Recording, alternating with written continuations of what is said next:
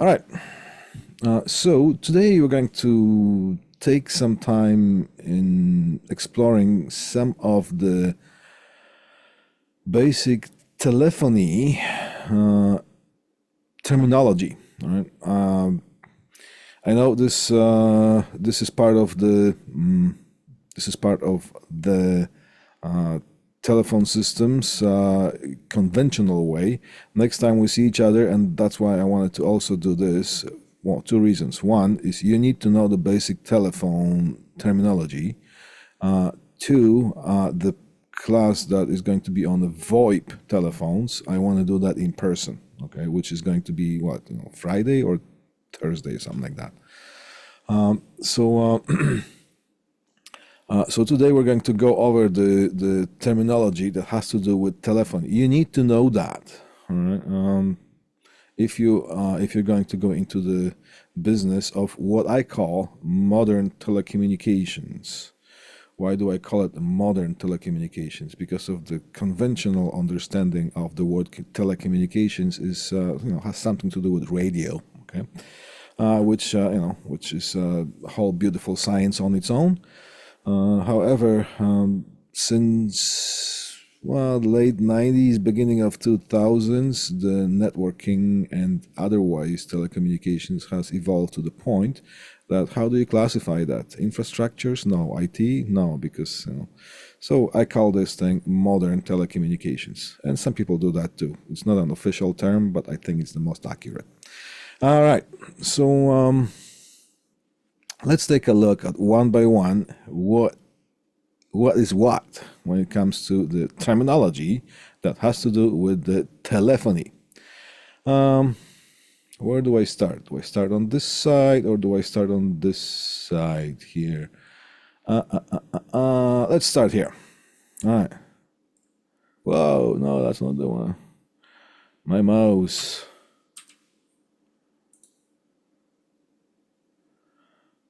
I barely move. Okay, I want this thing to be zoomed in. So you know what? Why don't I do this? Here. Okay. First term, pulse or tone dialing. Okay. And that also ground start and loop start.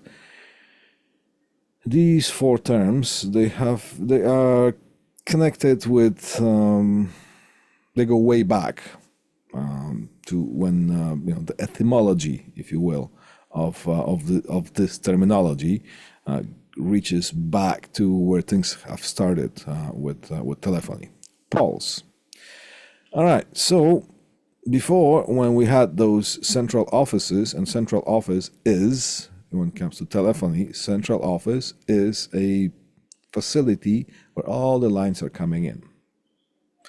Now, the routing system or the routing system of the telephone conversations originally was directed by humans, just like the police traffic control. In the early days, there was a police officer standing on some kind of a pedestal and directing traffic. Later on, we introduced something that's called a traffic lights. So we don't need the police officer to stand there unless the traffic lights stop working, and then so the first, before we had something that's called a dial tone. There was no possibility of dialing a number. So the conversations were initiated by picking up the phone if you were, rich aristocracy or some kind of a, people who could afford this, what they used to call contraption. You'll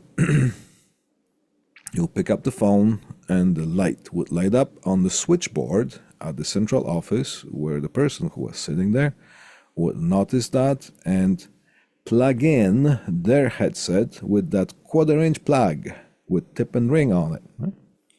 And connect with you. And instead of hearing the dial tone, which sounds like something like that, you would hear a number, please. this is something that is, it's history now. I don't think there's anybody alive now that remembers those times that you would hear number please. But that was the thing that you would hear when you pick up the phone. Now, later on, fast forward a few years, and you would go, you would pick up the phone, and you would not hear the number please, you would hear a dial tone, which sounds like a and as far as I know, I remember some people saying to me that years ago, you're talking like 70s or 80s or something like that, the dial tone, I'm not sure how it was here around where we are, London, Ontario, but around the Niagara region, the tone was exactly the note A. So guitar players, during those times, getting a guitar tuner, that would be expensive, they would just pick up the phone and hear the note A, and they were able to tune their guitar just by picking up the phone, listening to the dial tone. Right? Just some kind of a historical thing already. So, introducing the dial tone, and there is on YouTube, maybe I'll give you a link to that. There's a archived historical real film promoting, it was a promotional film done in black and white, of course, because promoting the dial tone, that from now on, citizens of so and so, we are not going to hear the number please again, but we're going to hear the dial tone, and it was explained to them, to people, on how to go about it. So you hear the dial tone, and then you dial the number using the dial pad. It was the rotary dial pad. Now the rotary dial pad would be a bunch of numbers arranged in a circle, and you would put your finger into that hole corresponding to the number, and you would take the dial all the way until you can go no more and release. And the rotary wheel would, with certain speed, would come back to the original position. And as it was traveling, depending on which number you selected, you would swing that wheel out so far, and when the wheel was coming back to the original position, it would create pulses. Right? So pulse, when you start pulsing, it would be something that was considered breaking the dial tone. Right? You would break the dial tone by dialing the pulses. And the pulses would be just, the line would be interrupted with certain intervals, so many times, depending on how many pulses the number was selected at the central office by the automated equipment, and it would start connecting you to different trunks. A trunk is a bunch of telephone lines servicing certain area. So you would select, if there was first number was so and so, that means connect you to that trunk, London South, right, for example. And then the next number, and it will be reducing the whole probability of various different numbers to that one particular number.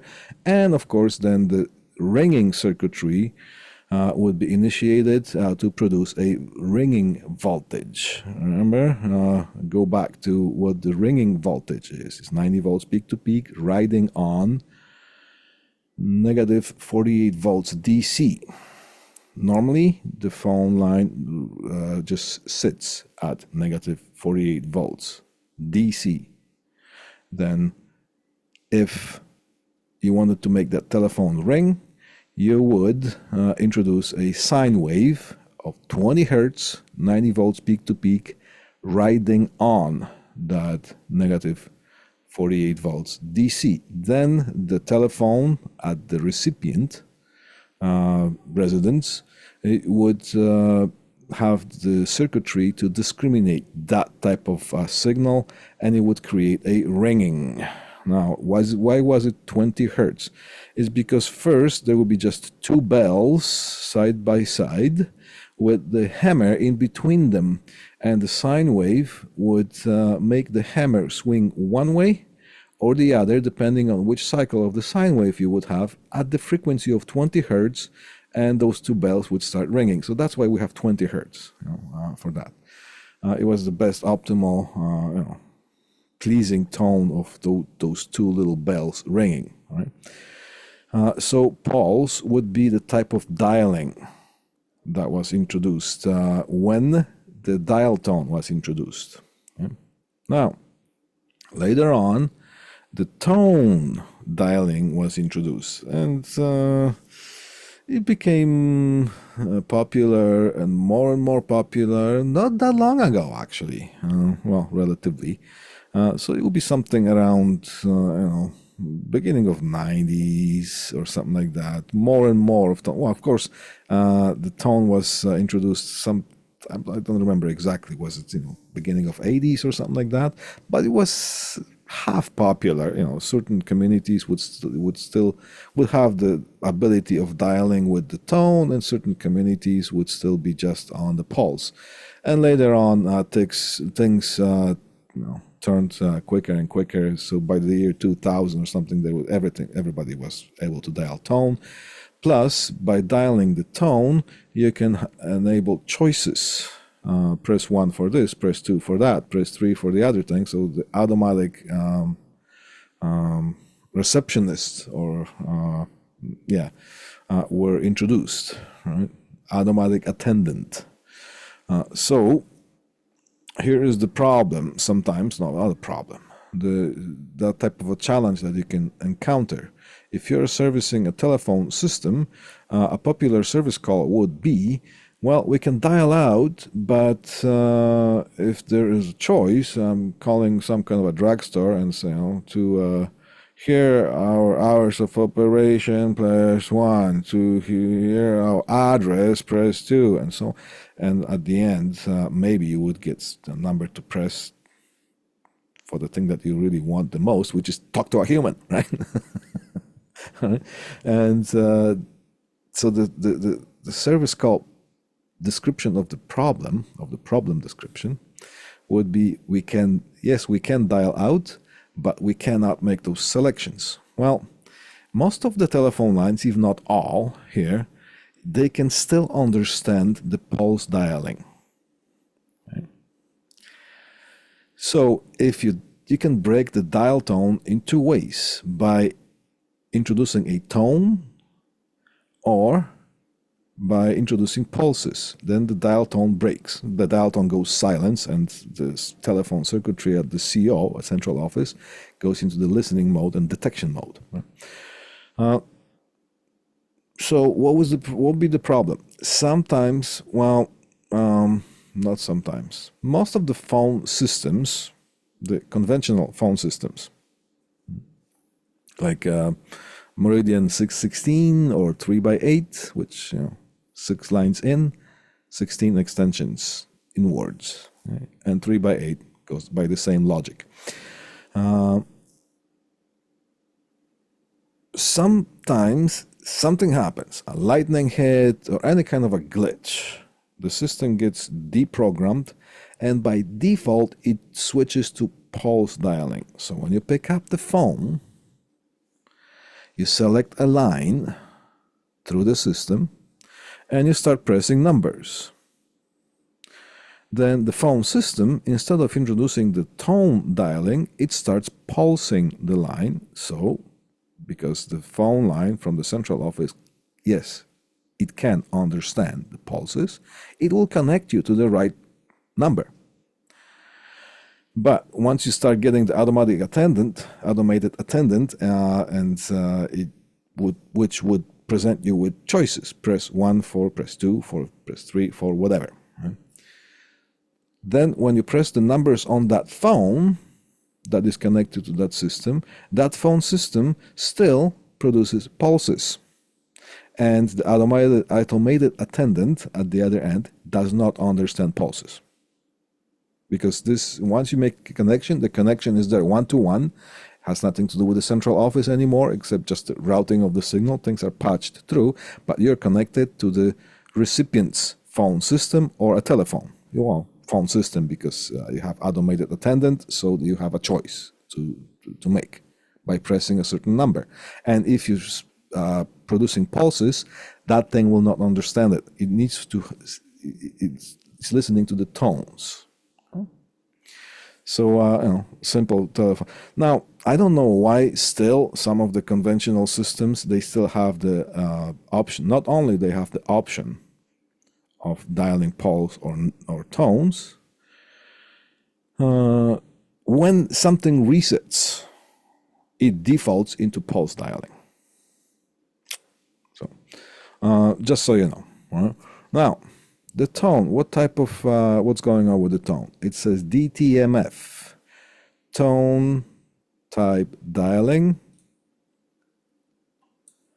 And the DTMF stands for dual tone multi-frequency dialing. Whoa, there's a mouthful. Okay, dual tone. Well, if you have two tones, then you have to have, well, two frequencies at least at once. And each button has individual combination of two tones. Why do we need two tones combined? That's why those tones sound like kind of a weird. There's no like single frequency that you hear when you press a button. It kind of like almost like a singing type of a weird, if I may say that, sound that each button makes. Well, the reason for that is you pick up the phone and the phone system at the central office is beginning to listen because it's waiting for you to break the dial tone, which means stop the dial tone from sounding and get into the listening mode. Now, if you have a TV in the background or a radio or somebody's conversation, if that circuitry is listening to a certain specific type of a tone, that frequency can, for a moment, be present in the background noise, which would break the dial tone, not really when you want to. Right? So there would be a problem here. People would hang up and pick up again. They'll get the wrong number, connected to wrong numbers, and so on. So they have introduced the dual tone dialing. So each number has a specific combination of two frequencies. And only when the circuitry, telephone circuitry, hears that combination of those two frequencies, then it's going to react by detecting a number. So background noise is not going to affect TV going on, music going on, unless by some sort of low probability accident, coincidence, those two tones are going to be present at the same time. But, well, yeah, you can. With some of my friends, we used to have fun sometimes by picking up the telephone and trying to break the dial tone with our voice, so we would make some sort of wild noises trying to get two different frequencies at the same time or close to see if we can break the dial tone. Well, that was the good old days, when we played those games. All right, so here's the difference between pulse and tone dialing. Okay. Now, well, with the DTMF, when automated attendant picks up, presents you with the choices. When you start pressing the numbers, each number is going to present two frequencies, two specific frequencies at the same time, which is detectable by the circuitry of the recipient's phone system and direct you to the right shoe department if you wanted to buy shoes. All right, so now here is ground start and the loop start.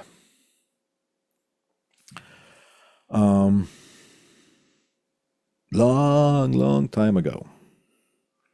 It started with a telegraph, then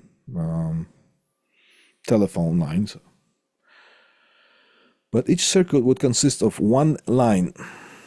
suspended overhead, usually going by the rail tracks. And the other return path to the ground was supplied by the ground, the earth. So that would be considered a ground start. You would use the ground start the start has something to do with starting the conversation or initiating the call.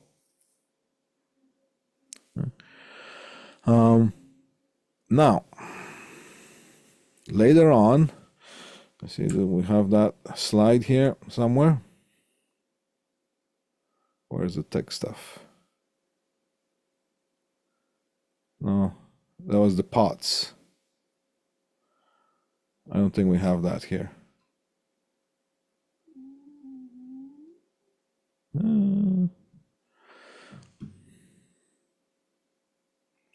Where's my board? Here it is. Come on. Get in there. So there will be a line. Let's say there will be a telephone here, telephone jack, and there's going to be in a different location. There will be another telephone connected to a telephone jack, and there would be utility poles, with lines, whatever, and that thing would be connected to that one line, one of the lines, and connected here, and this would also be connected to the ground, and this would also be connected to the ground. So that's what I mean. All right, now, loop start. Here is, let's say, those telephone lines. Each telephone line would use a pair. All right, so the telephone will be connected to tip and ring here, and the other telephone will be connected to the tip and ring, and that's what the difference with the ground start and a loop start. You're creating a loop made out of a pair of wires instead of just using the quality of a loop start is incomparably higher than you could get this thing with the ground start. Okay, so that's what the difference is between the ground start and the loop start. Again, to my surprise and to many others' surprise, you still have, when you are programming a telephone system, in the programming structure of a telephone system, conventional telephone system, or whatever else, VoIP telephone system, you would have a specific branch of programming, or a folder, if you will. It would be line programming. Okay, and each line would have the option of being a ground start or a loop start. I don't know why the ground start option is still there. Like, seriously? But it's there. So make sure that you assign every single line. When you have to do is you assign that thing to the loop start. And if that wasn't enough to get on my nerve, not really, but when things, in some of this many of the phone systems, most of the phone systems, when things reset, a lightning hits or something like that, and then the phone system goes to default settings, where do you think it defaults to? Of course, it has to be the ground start, which nobody uses anymore. This thing should not be even there.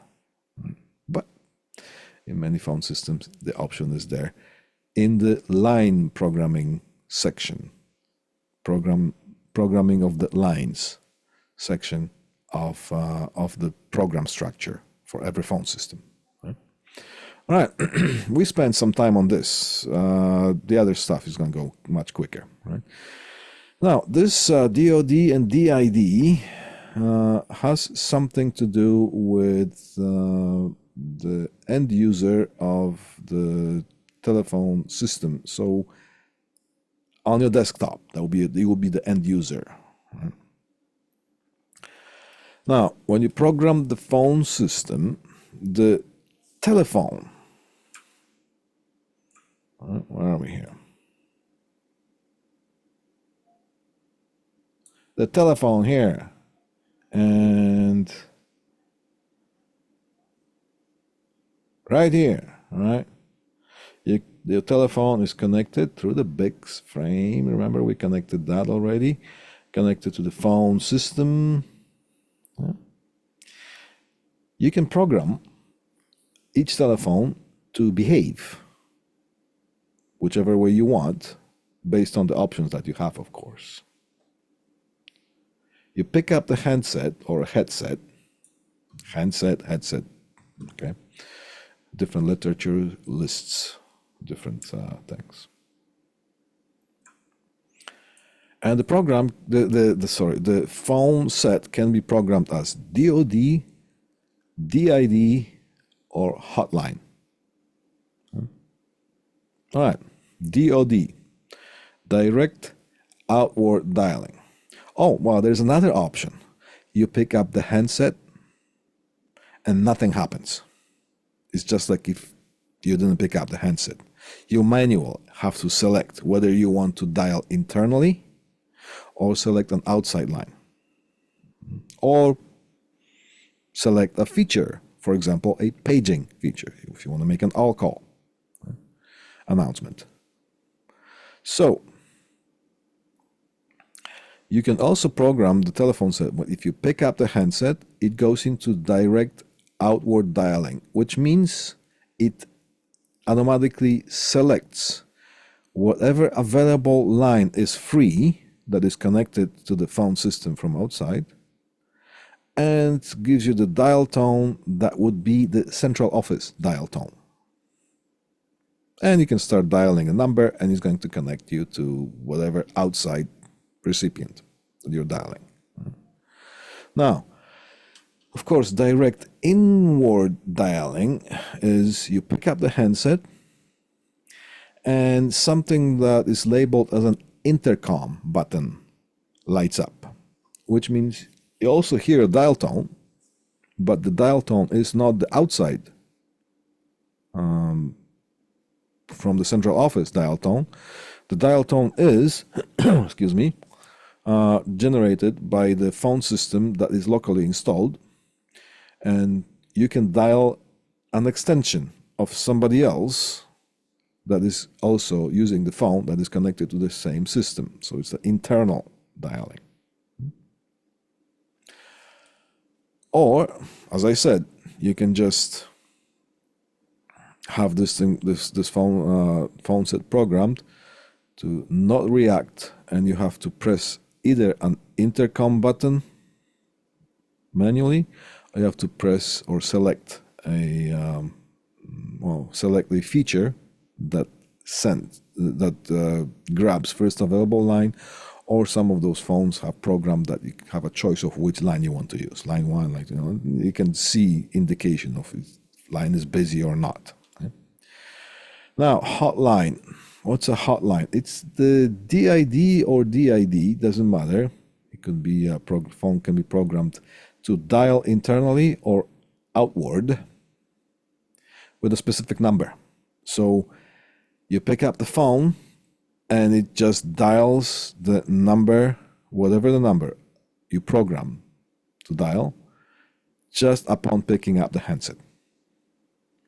Where is it popular? You can still see those type of phones that have no dial pad. Taxi companies use that a lot. They install their own hotline phones in large department stores or shopping malls, and they pay for that phone to be there. This certain taxi company, and they are labeled as whatever the brand of the taxi company. You pick up that phone, you can't dial anything because that phone has no dial pad, and it's programmed as a hotline. It dials that particular taxi company. Right? Other thing is hotline. Well, elevator phones. You press that button, you don't even have the handset there, you just have a speaker phone and with a button to press. You press that button and it hotline dials the service company if you're stuck in the elevator. All right, now 911 line, telephone line, or telephone set. When you install telephone system, VoIP or conventional, what I call, you're required to have a line bypassing everything. Where are we here? Bypassing everything. See that here? Over here, the CO line, central office line 1 through 6 are going through the phone system, and they are routed to whichever telephone lines select, right? But look, there is another 911 single line or single line telephone set. It bypasses everything and it's connected to the phone. The idea is that the phone line is powered by the central office. If the power goes down in the building, this whole system goes down. It just goes silent. You can't make phone calls. Somebody needs to dial 911, they will not be able to. But if you have a line that goes straight to a phone set, bypassing anything, that line is powered not by the power of the building that you're in. That line is powered by the central office, the telephone office that the line is coming from, which means you can pick up the phone and dial 911 if you need to. Okay? So that's the idea of a 911. Of course, well, the reason for that is that, yes, people do have cell phones, but if you're the owner of a building, you can't count on somebody having a working cell phone. People do that not to get sued, so they install the 911 lines. And of course, how many 911 lines can you have per phone, or how many phones can you have per one 911 line? Is 1 to 1. You get a 911 phone that is supposed to connect to its own CO line that is connected only to this telephone set. Can you daisy chain them and make it work? Sure. Daisy chain that to another phone, daisy chain that to another phone. But if you don't hang up the phone here, somebody doesn't hang up the phone here, and that could be on the other side of the building, then all the other phones are out of commission. So that's why one line per phone. That was quicker. Where are we? There we go. Single line versus proprietary telephone set. Single line is the single line that understands POTS. Plain old telephone service. It understands the POTS signal. That's the phone that you buy at your local department store or hardware store or order online as a single line set. It understands POTS. Can you connect that to a phone system like a North Star Meridian or Panasonic or Toshiba or whatever else brand? Yes, you can connect it, but it's not going to work because the signal produced by those phone systems is understood only by the telephone sets that are made to understand that signal, which makes them proprietary for that telephone system. So Panasonic is not going to understand Toshiba or something like that, right? And vice versa. Can you connect a single line phone into the phone system that is whatever, Panasonic, Toshiba, Meridian, or whatnot? Yes, you can, but you have to do this, remember, through an ATA, analog telephone adapter. From one side of the ATA, there's a port that understands the signal that is proprietary to that telephone system, and on the other side, it POTS. Then to that port, you can plug in a single line set. Single line telephone set or single line set. And KSU stands for Key Service Unit, which is phone system. It's the box. Right? MOH, music on hold. Self-explanatory, but right? There's always a but.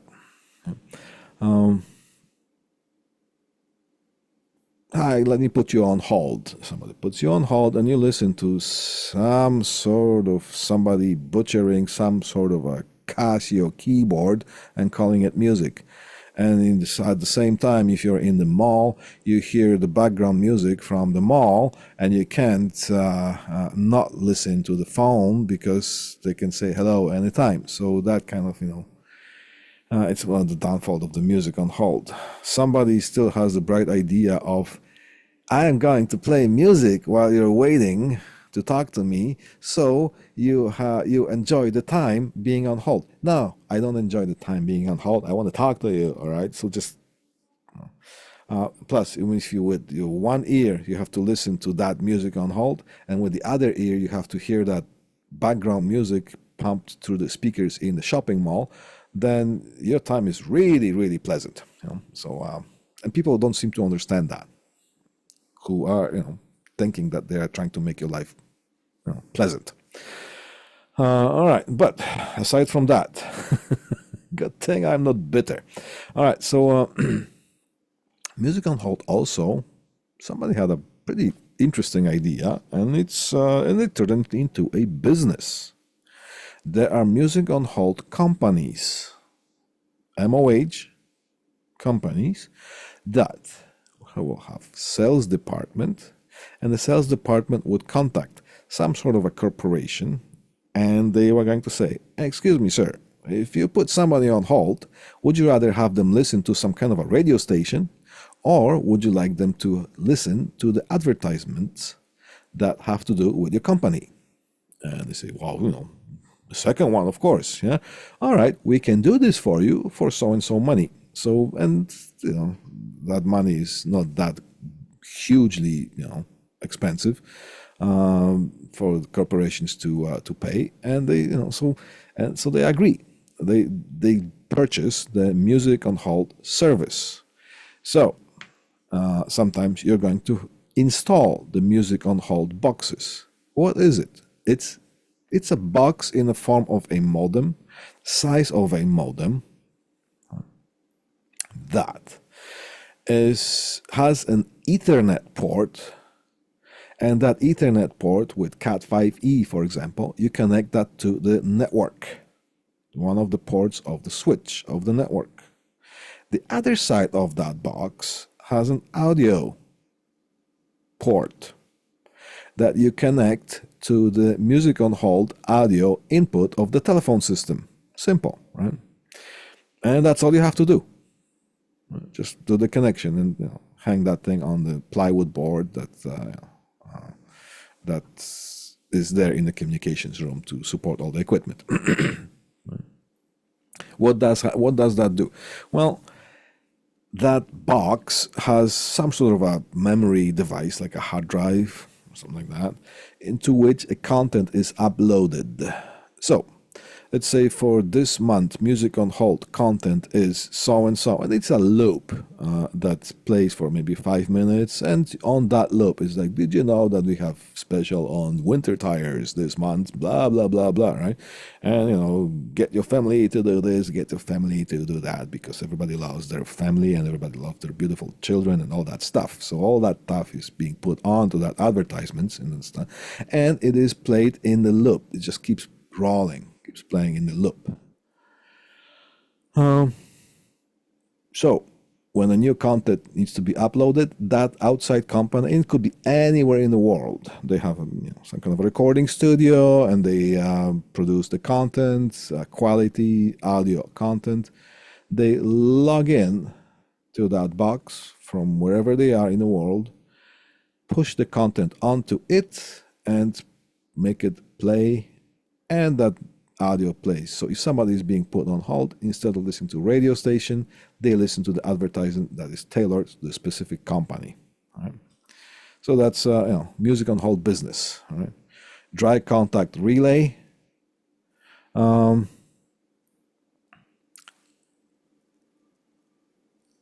As I explained before, but let me explain it again. For the paging amplifier, it has to have a, well, paging amplifier has two basic things. It has an input and it has an output. The output is connected to the loudspeakers. The input is connected to the output of whatever device is giving you the music or the sound content. Usually it would be to the output of a telephone system audio port. In order for the page to be heard, the input of the amplifier has to be at a certain level and it has to be on. But if the page is not, if nobody is trying to page, nobody is trying to make an announcement, that input of the amplifier is still active and is listening. What is it listening to? The noise. So you would hear that annoying hiss or buzz or whatever through the speakers. Not very practical thing. So telephone systems have dry contact relays. And dry contact means the contact is not connected to anything except for the, it's like a switch to the contacts of the, so electrically it's not connected to anything. It's an electromagnet contact, right?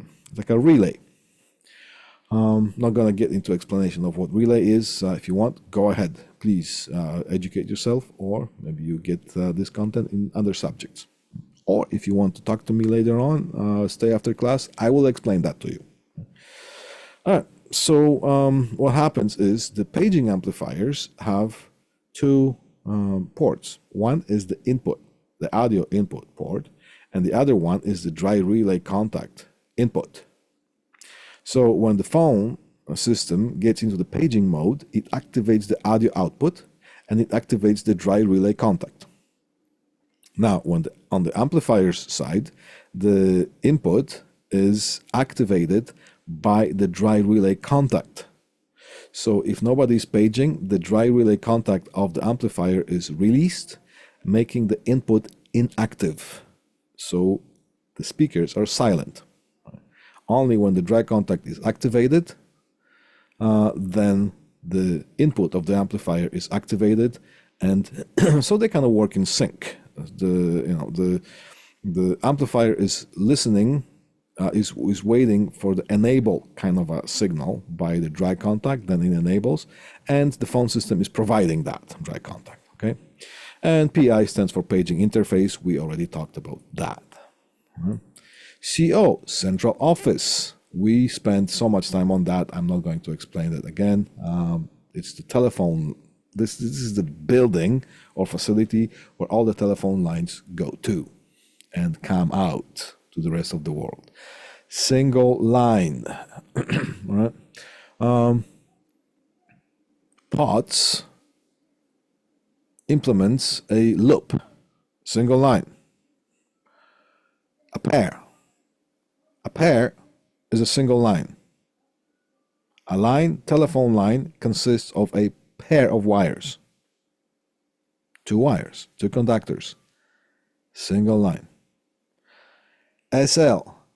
SL stands also for single line set. Well, it is associated with single line set.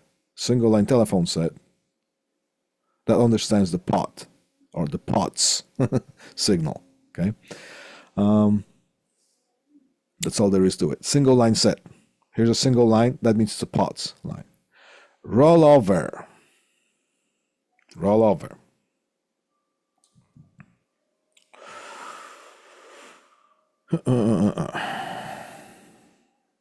Where's my board? Here it is.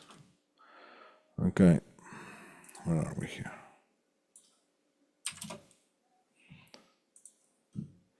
Let's say you have a bunch of lines.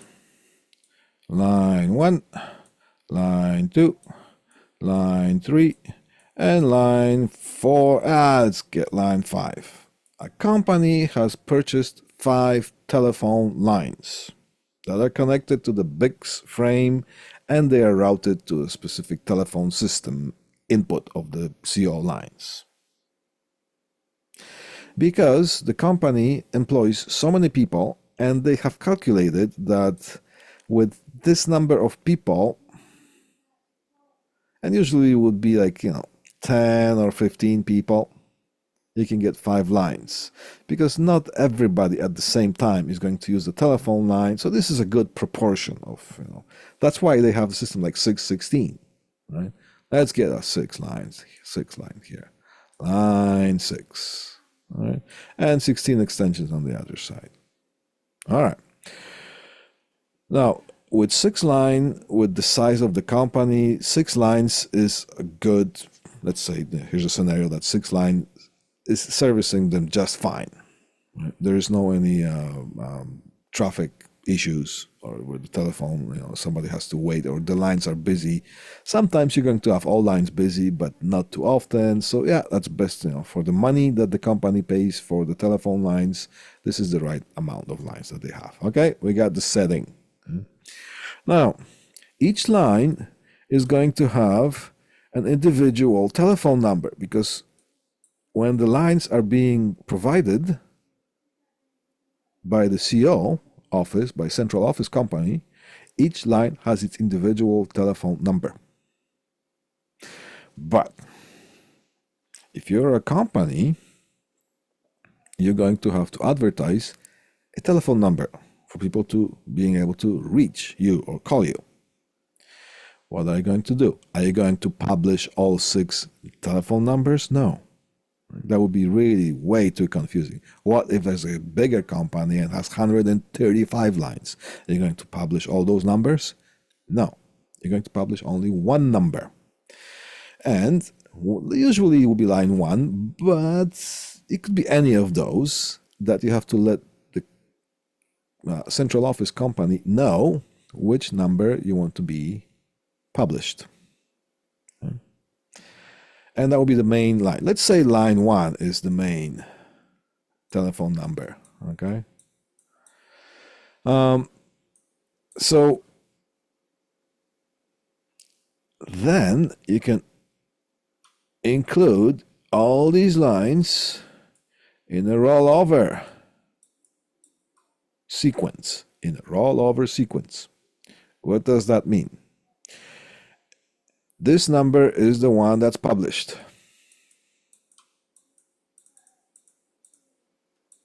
Okay, published. That's that big D here. And here. Okay, published. All right, this is published. All right. Now, if somebody dials from outside, dials that published number,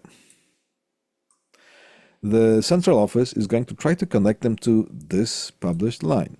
If this line is busy because somebody is talking on it, the telephone conversation is going to jump onto the second line, and line 2 is going to ring. If that one is busy, it's going to make line 3 ring.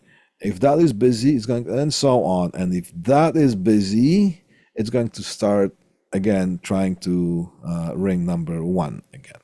Right? Rollover sequence. That's what it's all about. Okay.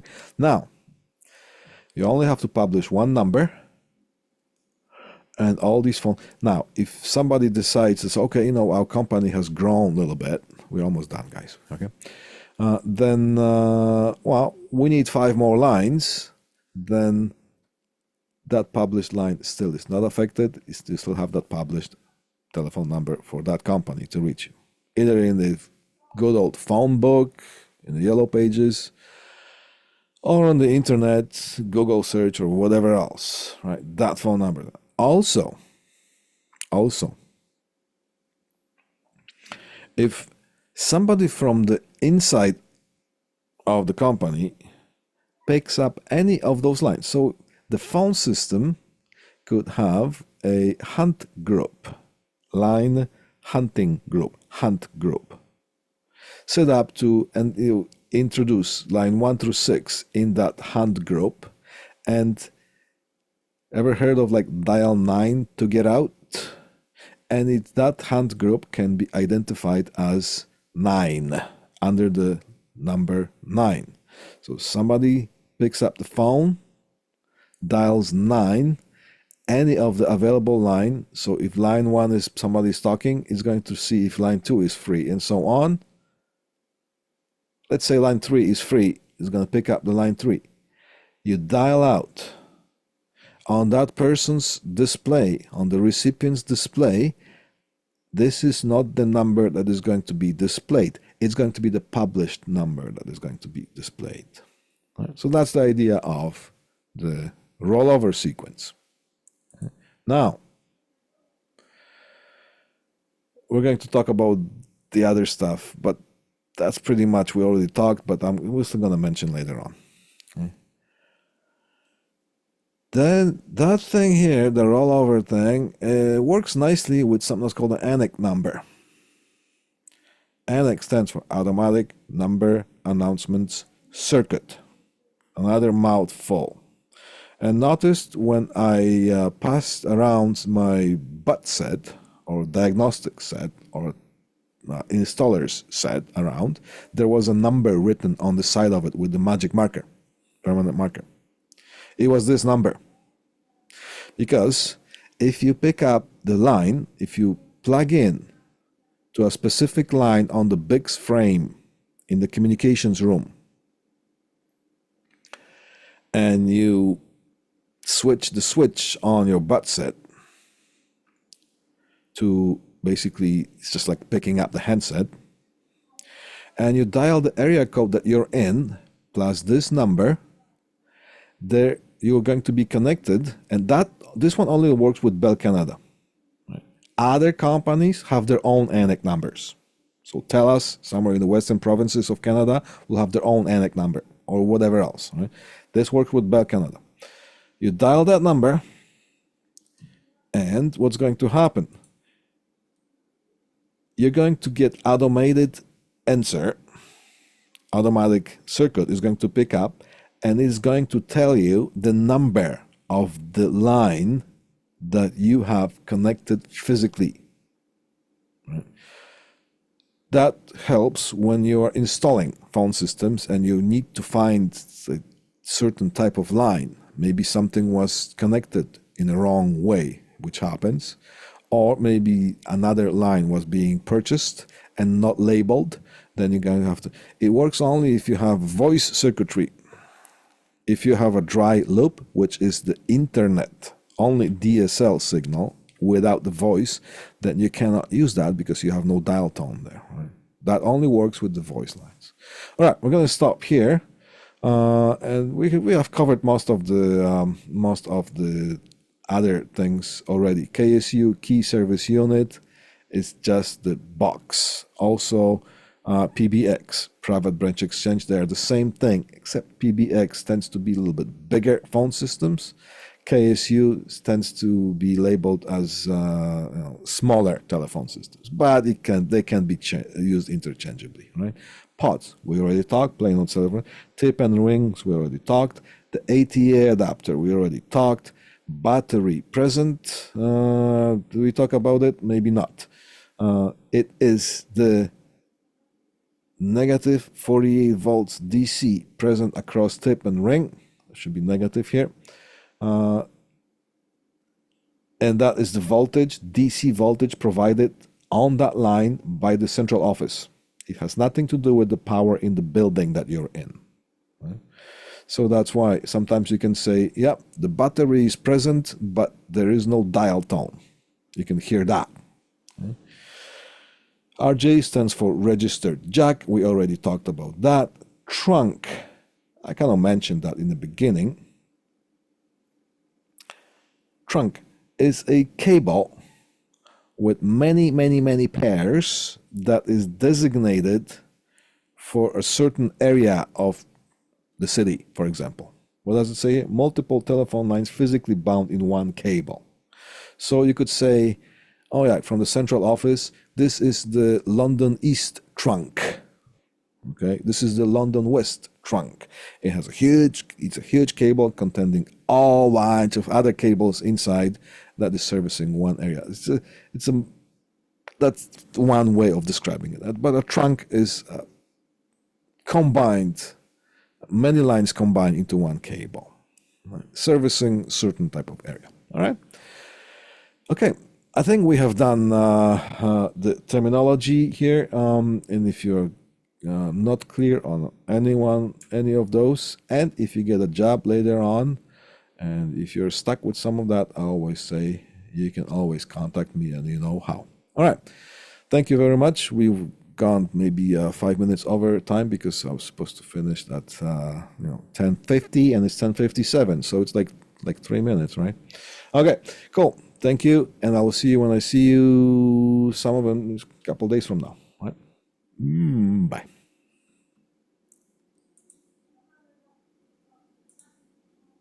Thank you. Hey, I'm always having a trouble with pressing the stop button because it keeps disappearing on me. Okay, it's Alt Q. All right, let me try that. Oh, well.